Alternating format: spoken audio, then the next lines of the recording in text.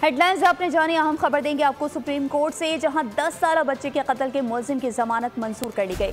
अदालत के additional advocate general KP और पुलिस अफसरान की सरजनिश।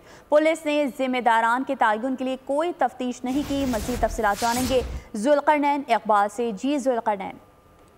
देखिए, 10 साल बच्चा था हमजा, जिसका गुज़िश्ता साल कत्ल हुआ था, और उस हवाले से मुलजिम जो थे जावेद खान, उसकी दरखास्त जमानत पर यह समाअत थी जो अदालत ने मंजूर कर ली और 1 साल के मुचलके जमा कराने का हुक्म दिया।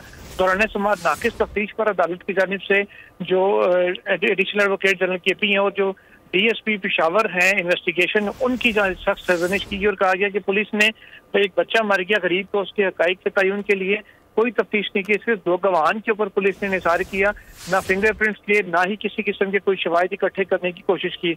अदालत की जानिब से कहा गया कि ये क्लासिकल केस है नाकिस तफ्तीश की वजह से मुल्जिमान के जो है ना बरी होने का और उनको जमानत मिलने का। अदालत ने ना सिर्फ इसकी केस के दौरान ही जब एडिशनल एडवोकेट जनरल ने DSP को साफ कहकर मुखातिब किया, इस पर अदालत ने सख्त उनकी सरजनिश की और कहा कि जो साहब का लफ्ज है ये आज़ादी की जो बुनियादी रूह है उसके बरखिलाफ है।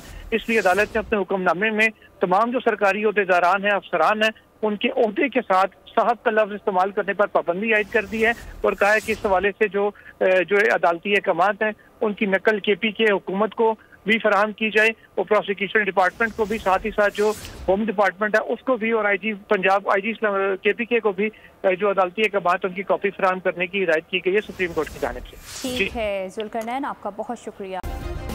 सब्सक्राइब करें और बेल दबाएं ताकि कोई खबर रह न जाए।